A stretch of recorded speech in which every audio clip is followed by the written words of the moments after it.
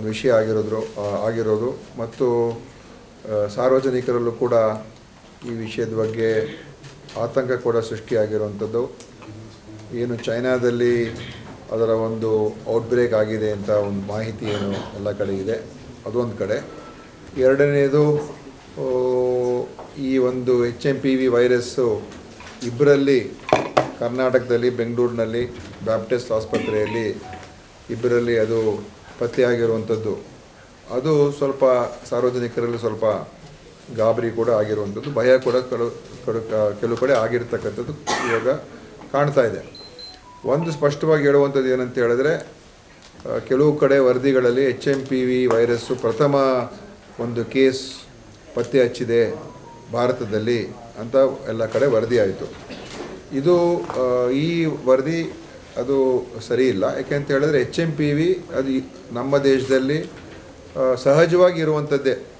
ಅನೇಕ ಬೇರೆ ಬೇರೆ ಏನೋ ಈ ಉಸಿರಾಟಕ್ಕೆ ಸಂಬಂಧಪಟ್ಟಿರ್ತಕ್ಕಂಥ ಕಾಯಿಲೆಗಳು ಅಂತ ಏನು ಹೇಳ್ತೀವಿ, ಅಂದರೆ ಈ ILI ಅಂದರೆ ಇನ್ಫ್ಲೂಯೆನ್ಸಾ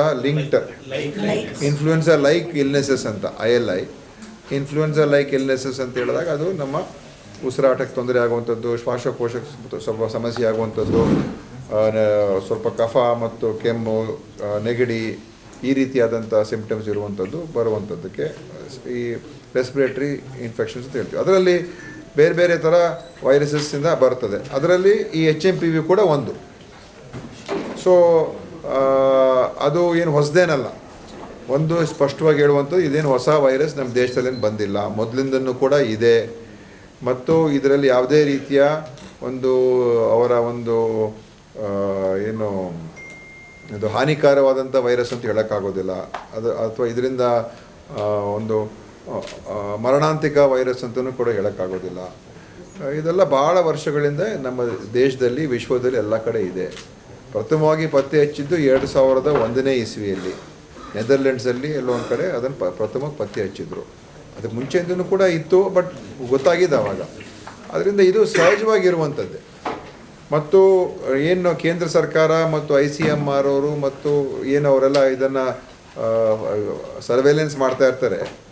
ಇಂಥ ಒಂದು ILI ಕೇಸಸ್ಸಲ್ಲಿ ಬಂದಾಗ ಅದರಲ್ಲಿ 1% ಜನರಿಗೆ ಈ HMPV ಬರುವಂಥದ್ದು ಕಾಣ್ತದೆ ಅಂತ ಹಿಂದೆಯಿಂದ ಇರುವಂಥ ಡೇಟಾ.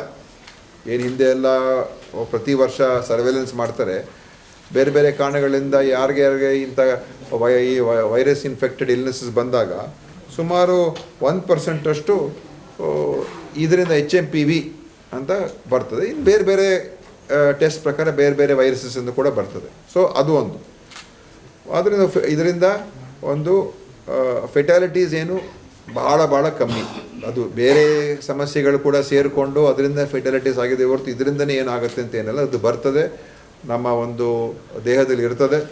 ಮತ್ತು ಸಹಜವಾಗಿ ಅದು ಬಂದು ನಂತರ ಗುಣಮುಖರಾಗ್ತಾರೆ. ಈಗ ಬ್ಯಾಪ್ಟಿಸ್ಟ್ ಆಸ್ಪತ್ರೆಯಲ್ಲೂ ಕೂಡ ಇಬ್ಬರು ಮಕ್ಕಳು, ಒಂದು 3 ತಿಂಗಳು ಒಂದು 8 ತಿಂಗಳು ಮಕ್ಕಳಿಗೆ ಬಂದಿರುವಂಥದ್ದು. ಅವರು ಕೂಡ ಒಂದು ಮಗು ಬಂದು ಡಿಸ್ಚಾರ್ಜ್ ಕೂಡ ಡಿಸೆಂಬರ್ ತಿಂಗಳಲ್ಲೇ ಆಗಿತ್ತು. ಆಮೇಲೆ ಇನ್ನೊಂದು ಮಗು 8 ತಿಂಗಳ ಮಗು ಬಹುಶಃ ಅದು ಇವತ್ತು ನಾಳೆನೇ ಡಿಸ್ಚಾರ್ಜ್ ಆಗ್ಬೋದು. ಎಲ್ಲ ನಾರ್ಮಲ್ ಆಗಿದ್ದಾರೆ.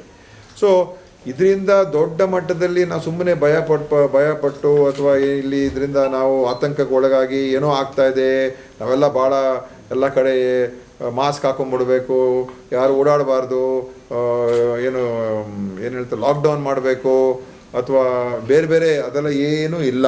ದಯವಿಟ್ಟು ಸದ್ಯಕ್ಕಂತೂ ಅದು ಆ ಥರ ಯಾವುದು ಕೂಡ ಇಲ್ಲ. ಕೇಂದ್ರ ಸರ್ಕಾರ ಕೂಡ ನಮ್ಮ ಜೊತೆಯಲ್ಲಿ ಟಚ್ಚಲ್ಲಿದ್ದಾರೆ. ICMR ಅವರು ಕೂಡ ಟಚ್ಚಲ್ಲಿ. ಇವಾಗ ಮತ್ತೊಮ್ಮೆ ಸಾಯಂಕಾಲ ಮೈಕ್ರೋಬಯಾಲಜಿಸ್ಟು ಅವರೆಲ್ಲ ಸೇರಿ ಮೀಟಿಂಗ್ ಮಾಡ್ತಾಯಿದ್ದಾರೆ. ಅಂದರೆ ಎಚ್ಚರಿಕೆ ನಾವು ಇರಬೇಕು ಅಂತ ಹೊರತು ಎಲ್ಲೂ ಕೂಡ ಭಯದಿಂದ ದಯವಿಟ್ಟು ಮಾಧ್ಯಮದಲ್ಲೂ ಕೂಡ ಅದನ್ನು ಹೆಚ್ಚು ಯಾರಿಗಾದ್ರೂ ಸಿಂಪ್ಟಮ್ಸ್ ಇದ್ದರೆ ನೀವು ಹುಷಾರಾಗಿರಿ ಮತ್ತು ನಿಮ್ಮ ಕೈಗಳನ್ನೆಲ್ಲ ಸ್ವಚ್ಛವಾಗಿ ಇಟ್ಕೊಳ್ಳಿ, ಅವಾಗ ವಾಶ್ ಮಾಡ್ಕೊಳ್ತಾ ಇರಿ ಮತ್ತು ಜಾಸ್ತಿ ಕ್ರೌಡೆಡ್ ಪ್ಲೇಸಲ್ಲಿ ಹೋಗಬಾರ್ದು ಅಂತ ಇವೆಲ್ಲ ಸಹಜವಾದಂಥ ಡೂಸ್ ಆ್ಯಂಡ್ ಡೋಂಟ್ಸ್ ಇರ್ತದೆ. ಬಟ್ ಪಬ್ಲಿಕ್ ದಯವಿಟ್ಟು ಯಾರೂ ಕೂಡ ಆತಂಕಕ್ಕೊಳಗಾಗಬೇಡಿ, ಆರಾಮಾಗಿರಿ, ನಿಮ್ಮ ಕೆಲಸ ಮಾಡ್ಕೊಂಡಿರಿ. ಈ HMPV ಏನು ಡಿಟೆಕ್ಟ್ ಆಗಿದೆ ಇದು ಹಳೆಯ ವೈರಸ್ಸು, ನಮ್ಮ ದೇಶದಲ್ಲಿ ಇರುವಂಥ ವೈರಸ್ಸು ಮತ್ತು ಇದರಿಂದ ಯಾವುದೇ ರೀತಿಯ ನಮ್ಮ ಒಂದು ಇದಕ್ಕೆ ಜೀವಕ್ಕೇನು ಅಪಾಯ ಇದೆ ಅಂತ ಹೇಳುವಂಥ ವೈರಸ್ ಅಲ್ಲ. ಈಗಿರುವಂಥ ನಮ್ಮ ಸ್ಟ್ರೇನು ಚೈನಾದೇನಿದೆ ಅದ್ರ ಬಗ್ಗೆ ಇನ್ನು ಕೇಂದ್ರ ಸರ್ಕಾರ ನೋಡ್ತಾ ಇದ್ದಾರೆ. ನಮ್ಮಲ್ಲಿ ಇನ್ನೂ ನಮ್ಮ ದೇಶದಲ್ಲಿ ಯಾವುದೇ ರೀತಿಯ ಅದರ ಬಗ್ಗೆ ಇನ್ನೂ ಏನೂ ಬಂದಿದೆ ಅಂತ ಹೇಳೋಕ್ಕಾಗೋದಿಲ್ಲ. ಮತ್ತು ಚೈನಾದಲ್ಲೂ ಕೂಡ ಅದ್ರ ಬಗ್ಗೆ ಏನಾಗ್ತದೆ ಕೂಡ ಅದು ಮಾಹಿತಿ ಇರುತ್ತೆ, ಅವರು ತರಿಸ್ಕೊಂಡು ಅವ್ರು ಹೇಳ್ತಾರೆ. ಸೊ ನಾನು ಇಷ್ಟೇ ನಾವು ಸಭೆಯಲ್ಲಿ ನಾವು ಚರ್ಚೆ ಮಾಡಿ ಹೇಳಬೇಕಾಗಿರುವಂಥದ್ದು. ಬೇರೆ ಏನಾದ್ರು ಪ್ರಶ್ನೆ ಇದ್ದರೆ ನೀವು ಕೇಳಿ. Are we proactively testing those? No. See, let us not create any new. There will be normal processes by the doctors. Whatever test. Random ಆಗು ನಾವೇನು ಮಾಡೋಕ್ಕೆ ಹೋಗೋದಿಲ್ಲ. ವಾಟೆವರ್ ನಾರ್ಮಲ್ ಟೆಸ್ಟ್ ಡಾಕ್ಟರ್ಸ್ ಆಗಲಿ ಇನ್ನೊಬ್ಬರಾಗಲಿ ಅವ್ರು ಮಾಡ್ತಾ ಹೋಗ್ತಾರೆ. ಏನೇ ಈ ಥರ ವಿಶೇಷವಾದಂಥ ಟೆಸ್ಟ್ಗಳನ್ನು ಹೆಚ್ಚು ಮಾಡ್ಕೋಬೇಕು ಅಂದರೆ ಇವತ್ತು ಕೇಂದ್ರ ಸರ್ಕಾರ ತೀರ್ಮಾನ ಮಾಡಿ ನಂತರ ಅವ್ರೇನಾದರೂ ತೀರ್ಮಾನ ತೊಗೊಂಡ್ರೆ ಅದರ ಪ್ರಕಾರ ನಾವು ಮುಂದುವರಿತೀವಿ. ಅವ್ರೇನಾದರೂ ಇದಕ್ಕೋಸ್ಕರನೇ ಹೆಚ್ಚು ಟೆಸ್ಟ್ಗಳು ಮಾಡಿಸಿ ಅಂತ ಏನಾದರೂ ಇನ್ಸ್ಟ್ರಕ್ಷನ್ಸ್ ಕೊಟ್ಟರೆ ಆವಾಗ ನಾವು ಮಾಡೋಣ. ಸದ್ಯಕ್ಕೀಗ ಏನು ರೆಗ್ಯುಲರ್ ಪ್ರೊಸೆಸ್ಸಲ್ಲಿ ಏನೇನು ಟೆಸ್ಟು ಯಾವ ಆಸ್ಪತ್ರೆಯವ್ರು ಮಾಡ್ತಾರೆ ಅದೇ ಮಾಡ್ತಾರೆ ಹೊರತು ಇದನ್ನು ಹೋಗಿ ಹುಡುಕಿ ಇದನ್ನು ಚೆಕ್ ಮಾಡಿ ಇದು ಇದೆಯಾ ಇಲ್ವಾ. ಯಾಕಂದರೆ ಇದು ಇರುವಂಥ ವೈರಸ್, ಇದು ಹೊಸ ವೈರಸ್ ಅಲ್ಲ. ಕೋವಿಡ್ ವೈರಸ್ ಬಂದಾಗ ಇಡೋದು ನ್ಯೂ ಸ್ಟ್ರೇನ್, ಇದು ಓಲ್ಡ್ ಸ್ಟ್ರೇನ್, ಹಳೇ ಸ್ಟ್ರೇನ್. ಇದು ಈ ಇರುವಂಥ ವೈರಸ್, ಇದು ಹೊಸ ವೈರಸ್ ಏನಲ್ಲ. ಲಾಸ್ಟ್ 1 ಇಯರಲ್ಲಿ ಎಷ್ಟು ಕಾಣಿಸ್ಕೊಂಡಿದ್ರೆ ಡೇಟಾ ನಮ್ಗೆ ಅಷ್ಟು ಸುಲಭವಾಗಿ ಸಿಗೋದಿಲ್ಲ. ಅದು ಯಾಕಂತ ಹೇಳಿದ್ರೆ ಇದು ಈ ಡೇಟಾ ಪ್ರತಿಯೊಂದು ಟೆಸ್ಟಲ್ಲೂ ಇದನ್ನು ಅದು ಸುಲಭವಾಗಿ ಸಿಗೋದಿಲ್ಲ. ಆದರೆ ಎಲ್ಲೂ ಕೂಡ ಇದರಿಂದ ಏನಾದರೂ ಅಪಾಯಕಾರವಾದಂಥ ಬೆಳವಣಿಗೆ ಆಗಿದೆ ಎಲ್ಲೂ ಕೂಡ ಆ ಮಾಹಿತಿ ಇಲ್ಲ. ಮ್ಯೂಟೇಟ್ ಅಂತ ಹೇಳಿದ್ರೆ ನೋಡಿ, ಮ್ಯೂಟೇಟ್ ಆಗುವಂಥದ್ದು ಅದು ನೀವು ಹೇಳ್ತಾ ಇರೋದು ಚೈನಾದಲ್ಲಿ ಏನಾದರೂ ಮ್ಯೂಟೇಟ್ ಆಗಿದ್ದು ನನಗೂ ಗೊತ್ತಿಲ್ಲ. ನಮ್ಮಲ್ಲಿರುವಂಥ ವೈರಸ್ ಏನಿದೆ ಇದನ್ನು ಏನು ನೋಡಿ ಮ್ಯೂಟೇಟ್ ಆಗಿ ಇದು ಒಂದು ರೀತಿ ಅಪಾಯಕಾರಿಯಾದಂಥ ವೈರಸ್ ಆದರೆ ಅದು ಅವಾಗ ಏನಾಗ್ತದೆ, ನಮ್ಮ ಕೇಸಸ್ಸು ದಿಢೀರಾಗಿ ಹೆಚ್ಚಾಗ್ತಾ ಹೋಗಬೇಕು. ಅಥವಾ ದಿಢೀರಾಗಿ ಎಲ್ಲೆಲ್ಲೋ ಕಡೆ ತುಂಬ ಜನ ಇದಕ್ಕೆ ಇಂಥ ಒಂದು ಹೊಸ ಒಂದು ಕಾಯಿಲೆಗೆ ಒಳಗಾಗ್ತಾ ಇದ್ದಾರೆ, ಅವ್ರಿಗೆ ಯಾವುದೇ ರೀತಿ ಅವ್ರಿಗೆ ಗುಣಮುಖರಾಗ್ತಾ ಇಲ್ಲ, ಅವ್ರಿಗೆ ಸಮಸ್ಯೆಗಳು ಬರ್ತಾ ಇದೆ ಅಂತ ಎಲ್ಲಾದರೂ ಕೂಡ ಒಂದು ವರದಿ ಬರಬೇಕು, ಒಂದು ಮಾಹಿತಿ ಬರಬೇಕು. ಎಲ್ಲೂ ನಮ್ಮ ದೇಶದಲ್ಲಿ ಎಲ್ಲೂ ಆ ಥರ ಇಲ್ಲ. ಟೆಸ್ಟ್ ನೋಡಿ, ನಿಮ್ಗೆ ನಾನು ಟೆಸ್ಟ್ ಮಾಡಿದ್ರೆ ನಿಮ್ಗೆ ಏನೋ ಒಂದು ಸಿಕ್ಕತ್ತೆ. ಇವತ್ತು 10-20 ಜನ ಟೆಸ್ಟ್ ಮಾಡಿ ಏನೋ ಅದು ಮುಖ್ಯ ಅಲ್ಲ. ನಾವು ಡೇಟಾ ನೋಡಬೇಕು, ಮಾಹಿತಿ ನೋಡಬೇಕು. ಈಗ ನಾರ್ಮಲ್ ಆಗಿ ಏನು ಟೆಸ್ಟ್ ಮಾಡಿ, ಈಗ ಬ್ಯಾಪ್ಟಿಸ್ಟ್ ಆಸ್ಪತ್ರೆಯಲ್ಲಿ ಇದಕ್ಕೋಸ್ಕರ ಹುಡುಕಿ ಅಂತ ಅವ್ರೇನು ಟೆಸ್ಟ್ ಮಾಡಿಲ್ಲ. ನಾರ್ಮಲ್ ಪ್ರೊಸೆಸರ್ ಟೆಸ್ಟ್ ಮಾಡಿದರೆ ಅದರಲ್ಲಿ ಒಂದೊಂದು ಸಲ ಇನ್ಫ್ಲೂಯೆನ್ಸಾ ವೈರಸ್ ಅಂತ ಬರ್ತದೆ, ಇನ್ನೊಂದು ವೈರಸ್ ಬರ್ತದೆ, ಇದು HMP ಅಂತ ಬಂದಿದೆ. 1% ಆಫ್ ದ ಟೋಟಲ್ ಟೆಸ್ಟಿಂಗಲ್ಲಿ ಇದು ಬರ್ತದೆ ಅಂತ ಇರುವಂಥ ಮಾಹಿತಿ. ಪುಣೆಗೆ ಅದೆಲ್ಲ ಇದೆಲ್ಲ ನಾವು ತುಂಬ ಮುಂದೆ ಹೋಗ್ತಾ ಇದ್ದೀವಿ. ಈಗ HMPV ಟೆಸ್ಟ್ ಮಾಡಿದಾಗ HMPV ವೈರಸ್ ಇರುವಂಥ ವೈರಸ್, ಅದೇ ಥರ 100 ವೈರಸಸ್ಗಳಿದೆ ಆಯಿತಾ. ಆ ಟೆಸ್ಟಿಂಗಿಗೆ ಮತ್ತೆ ಪುಣೆಗೆ ಕಳಿಸ್ಬೇಕು ಅಂತ ಏನು ಇದರ ಅವಶ್ಯಕತೆ ನಮಗೆ ಸದ್ಯಕ್ಕಂತೂ ಏನು ಇಲ್ಲ. ಮತ್ತು ಎಲ್ಲೂ ಕೂಡ ಒಂದು ದೊಡ್ಡ ಔಟ್ಬ್ರೇಕ್ ಆಗಿದೆ. ತುಂಬ ಜನ ಇವತ್ತಿನ ಸಹ ಹುಷಾರು ತಪ್ತಾ ಇದ್ದಾರೆ. ಭಾಳ ಕಡೆ ಅವರಿಗೆ ಏನು ಟ್ರೀಟ್ಮೆಂಟ್ ಕೊಡೋಕೆ ಆಗ್ತಾ ಇಲ್ಲ. ಇವೆಲ್ಲ ಬಂದರೂ ಕೂಡ ಸುಲಭವಾಗಿ ಗುಣಮುಖರಾಗಿ ಹೋಗ್ತಾರೆ. ಹೆಚ್ಚಾಗಿ ಚಿಕ್ಕ ಮಕ್ಕಳಿಗೆ ಮತ್ತು ಸ್ವಲ್ಪ ವಯಸ್ಸಾಗಿರೋರಿಗೆ ಬರುವಂಥದ್ದು, ಯಾರಿಗೆ ಅವ್ರಿಗೆ ಇಮ್ಯುನಿಟಿ ಶಕ್ತಿ ಕಮ್ಮಿ ಇರ್ತದೆ ಅಂಥವ್ರಿಗೆ ಇದು ಬರ್ತದೆ. ಅದಕ್ಕೆ ಮಕ್ಕಳು ಜಾಸ್ತಿ ಕಾಣಿಸ್ಕೊಳ್ಳೋದಂಥದ್ದು ಈ ವಿಶೇಷವಾಗಿ HMPV. ಸೊ ಈ ಥರ ಇರೋದ್ರಿಂದ ಸದ್ಯಕ್ಕೆ ಎಲ್ಲೂ ಕೂಡ ದೇಶದಲ್ಲಿ ಈ ಸಮಸ್ಯೆ ಇದೆ ಅಥವಾ ಏನೋ ಈ ಥರ ವಿಶೇಷ ಹೊಸ ಮಾಹಿತಿಗಳಿದೆ ಅಂತ ಎಲ್ಲೂ ಕೂಡ ನಾವು ಹೇಳೋಕ್ಕಾಗ್ತಾ ಇಲ್ಲ.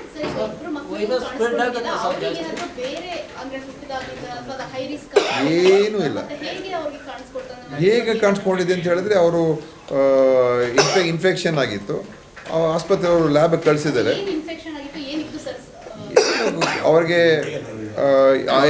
ಇನ್ಫ್ಲೂಯೆನ್ಸಾ ಲಿಂಕ್ಡ್ ಹೇಳಿದ್ನಲ್ಲ, ಕೋಲ್ಡು, ಕೆಮ್ಮು ಈ ಥರ ಇದ್ದಾಗ ಅವಾಗ ಈ ಥರ ಒಂದು ಟೆಸ್ಟ್ ಮಾಡ್ತಾರೆ, ಮಕ್ಳಿಗೆ ಟೆಸ್ಟ್ ಮಾಡಿಸ್ತಾರೆ ಯಾವ ಥರ ವೈರಸ್ ಇದೆ ಅಂತ, ಅದೇನಾಗಿದೆ ಅಂತ. ಅದರಲ್ಲಿ ಅವ್ರಿಗೆ ಇದು ಬಂದು ಡಿಸ್ಚಾರ್ಜ್ ಆಗಿ ಹೋಗ್ಬಿಟ್ಟಿದ್ದಾರೆ. ಏನಾಗಿಲ್ಲ, ಏನು ಸಮಸ್ಯೆ ಏನಿಲ್ಲ,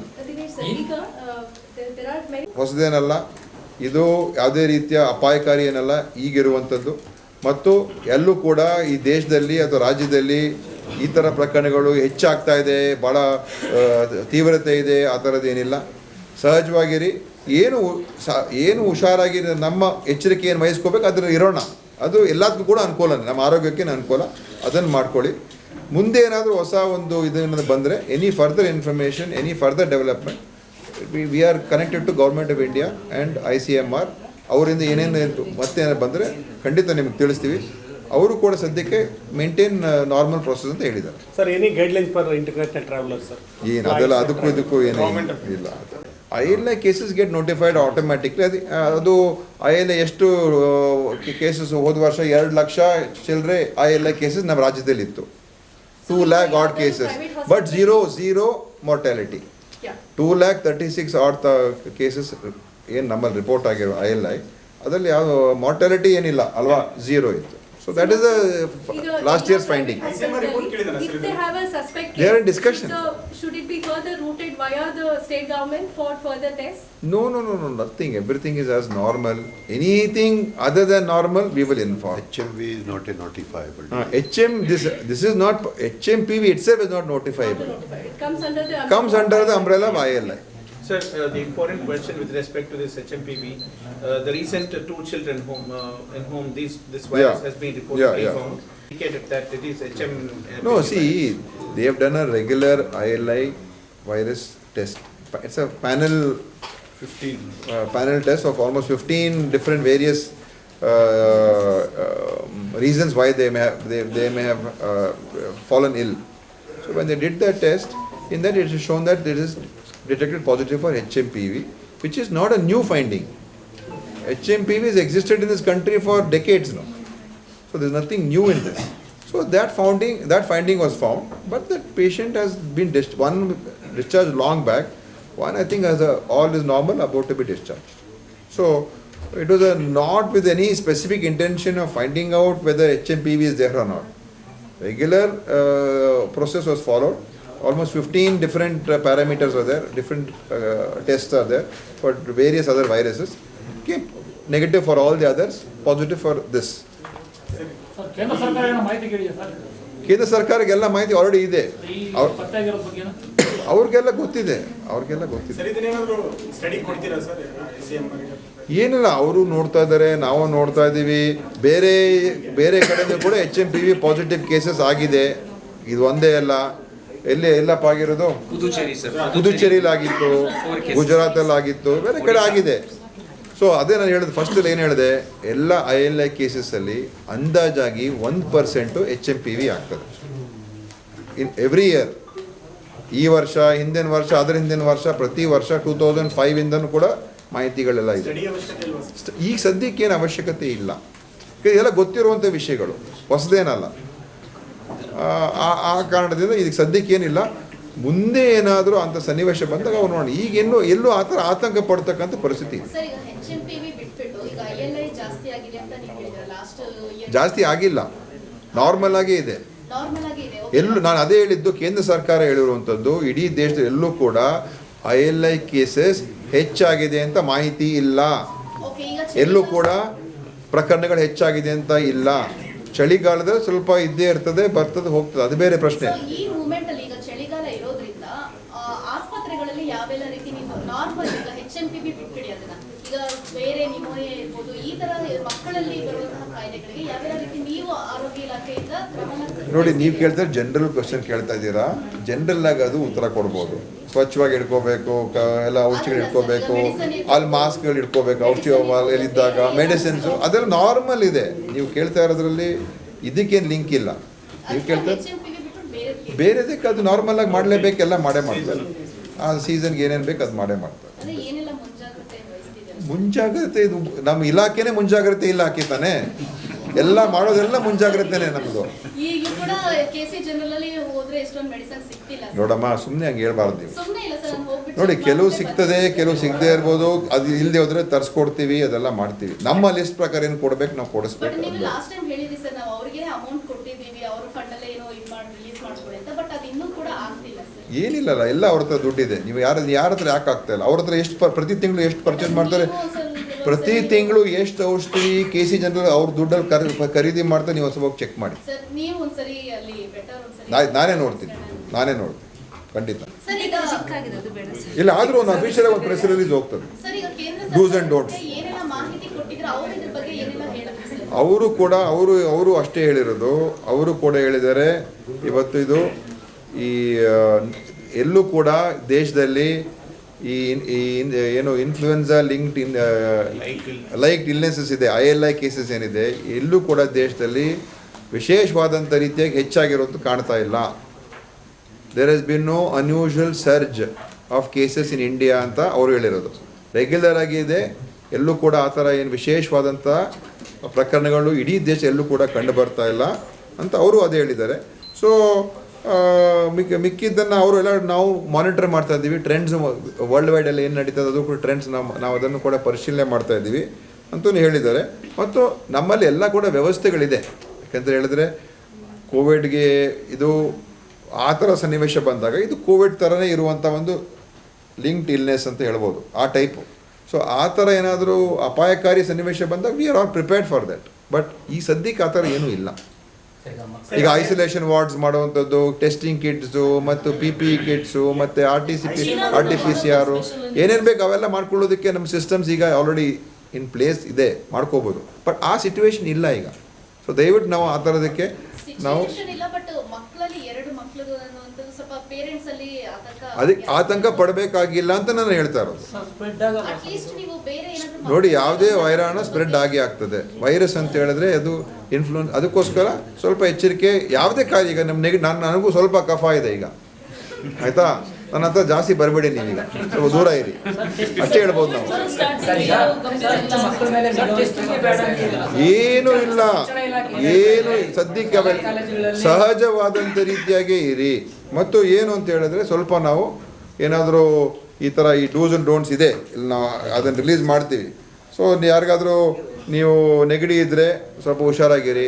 ನೀವು ಎಲ್ಲಾದರೂ ಆಚೆ ಓಡಾಡ್ತೀರಾ, ಸ್ವಲ್ಪ ಕೈಯನ್ನು ತೊಳ್ಕೊಂಡು ಹೈಜೀನಿಕ್ ಕಂಡಿದ್ರೆ ನೀವು ಉಪಯೋಗ ಮಾಡಿ. ಎಲ್ಲದಕ್ಕೂ ಒಳ್ಳೆಯದು, ಈ ಒಂದೇ ವೈರಸ್ಗಲ್ಲ, ಯಾವುದೇ ಬೇರೆ ಇದಕ್ಕೂ ಕೂಡ ಒಳ್ಳೆಯದೇ ಅದು.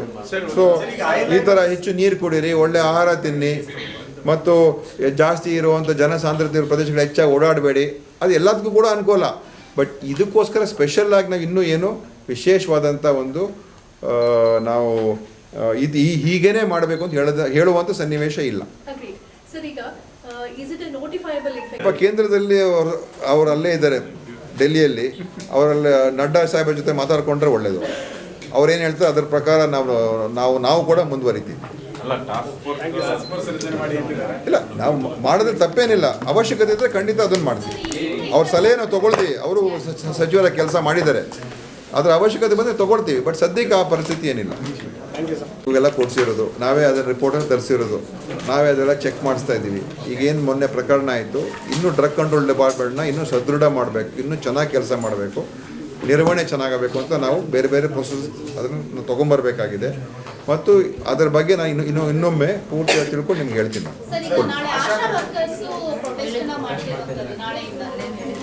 ನೋಡಿ, ಅವರ ಡಿಮಾಂಡ್ಸನ್ನು ಕೇಳೋದಕ್ಕೆ ಅವ್ರಿಗೆ ರೈಟ್ಸ್ ಇದೆ, ಅದಿಲ್ಲ ಅಂತ ನಾನು ಹೇಳೋದಿಲ್ಲ. ಆದರೆ ಆಶಾ ಕಾರ್ಯಕರ್ತರು ಸೇವೆ ಅದು ಭಾಳ ಮುಖ್ಯವಾದಂಥ ಸೇವೆ. ಮತ್ತು ಆ ಸೇವೆಗಳ ಒಂದು ಅವಶ್ಯಕತೆ ನಮ್ಮ ಜನರಿಗೂ ಇದೆ, ನಮ್ಮ ರಾಜ್ಯಕ್ಕೂ ಇದೆ. ಅದರ ಎಲ್ಲೂ ಕೂಡ ಲೋಪ ಆಗಬಾರ್ದು, ಆಯಿತಾ. ಸ್ಟ್ರೈಕ್ ಬರೋದು ಹೋಗೋದು ಓಕೆ, ಬಟ್ ಆ ಸ್ಟ್ರೈಕು ನಾವು ಸ್ಯಾಂಕ್ಷನ್ ಮಾಡ್ತಾ ಇಲ್ಲ. ಸೊ ಸರ್ವಿಸಸ್ ಎಫೆಕ್ಟ್ ಆಗಬಾರ್ದು. ಅದನ್ನು ಅವ್ರು ಎಚ್ಚರಿಕೆ ವಹಿಸ್ಕೊಂಡು ಆಶಾ ಕಾರ್ಯಕರ್ತರು ಅವರು ತಮ್ಮ ವಿಷಯಗಳನ್ನು ಮುಟ್ಟಿಸ್ಲಿ. ಅದು ನಮ್ಮ ಸೇವೆಗಳಿಗೆ ತೊಂದರೆ ಆಗದೇ ಇರೋಂಥ ರೀತಿಯಲ್ಲಿ ಅವರು ಮಾಡಬೇಕು. ಯಾಕೆಂದರೆ ಜನರಿಗೆ ಅದು ಸಮಸ್ಯೆ ಆಗ್ತದೆ. ನಾನು ಅವ್ರ ಜೊತೆ ಮಾತುಕತೆಗೆ ನಾವು ಯಾವಾಗಲೂ ತಯಾರಾಗಿದ್ದೀವಿ. ಈಗಲೂ ಕೂಡ ನಮ್ಮ ಹತ್ರ ಬಂದು ಭೇಟಿ ಆಗೋದಕ್ಕೆ ನಾನು ಹೇಳಿದ್ದೀನಿ. 2 ಸರ್ತಿ ನಾವು ಮಾತಾಡಿದ್ದೀವಿ. ನಾನು ಹಿಂದೂ ಕೂಡ ಮಾತಾಡಿದ್ದೀನಿ. ಸೊ ನಮ್ಮ ಕಡೆಯಿಂದ ಏನೇನು ಸಮಸ್ಯೆಗಳಿದೆ ಬಗೆಹರಿಸೋಕ್ಕೆ ನಾವು ಪ್ರಯತ್ನ ಮಾಡ್ತಾನೆ ಇದ್ದೀವಿ. ಈಗ ನೋಡಿ, ನಮ್ಮ ಡಿಮಾಂಡ್ಸ್ ಅವ್ರದ್ದು ಇದೆ, ಅದು ಸರಿ ತಪ್ಪು ಅಂತ ನಾನು ಹೇಳೋಕ್ಕೆ ಹೋಗೋದಿಲ್ಲ. ಆದರೆ ಕೆಲವು ತೀರ್ಮಾನಗಳು ಅದು ಸರ್ಕಾರ ಹಂತದಲ್ಲಿ ಆಗಬೇಕು. ಅಂದರೆ ಈಗ ಅವರು ಹೆಚ್ಚು ಅದಕ್ಕೇನು ಹೇಳ್ತೀರಾ, ಇದು ಕೇಂದ್ರ ಸರ್ಕಾರ ಹಂತದಲ್ಲಿ ಸಂಬಳಕ್ಕೆ ಇನ್ಸೆಂಟಿವ್ಸ್ ಕೊಡೋದಾಗಲಿ, ಕೇಂದ್ರ ಸರ್ಕಾರದಿಂದ ಕೂಡ ಅನುಮೋದನೆ ಅವರ ಇದು ಕೂಡ ಬೇಕಾಗ್ತದೆ, ತೀರ್ಮಾನಗಳು ಬೇಕಾಗ್ತದೆ. ಸೊ ಅದೆಲ್ಲ ನೋಡೋಣ. ಬಟ್ ನಮ್ಮ ಕಡೆಯಿಂದ ಏನೇನು ಅವ್ರಿಗೆ ಸುಲಲಿತ ಮಾಡುವಂಥ ಒಂದು ಸಮಸ್ಯೆಗಳು ಮಾಡ್ತಕ್ಕಂಥ ಪ್ರಯತ್ನ ಮಾಡಿದ್ದೀವಿ. ಮತ್ತು ಅವ್ರ ಜೊತೆ ನಾವು ಮಾತುಕತೆಗೆ ನಾವು ರೆಡಿ ಇರ್ತೀವಿ ಯಾವಾಗಲೂ. ಬಟ್ ನಮ್ಮ ಸೇವೆಗಳಿಗೆ ತೊಂದರೆ ಆಗಬಾರ್ದು ಅಷ್ಟೇ ನಾವು ಅವ್ರಿಗೆ ಕೇಳ್ಕೊಳ್ಳೋದು. ಆಶಾ ಕಾರ್ಯಕರ್ತರಿಗೆ ನಿಮ್ಮ ಡಿಮಾಂಡ್ಸ್ ನೀವು ಇಡೀ ಹೋರಾಟ ಮಾಡಿ, ಬಟ್ ಜನರಿಗೆ ತೊಂದರೆ ಆಗಬಾರ್ದು, ಆ ಥರ ನೀವು ಪ್ರೊಟೆಸ್ಟ್ ಮಾಡಿ ಅಂತ ನಾನು ಅವರಲ್ಲಿ ನನ್ನ ಮನವಿ.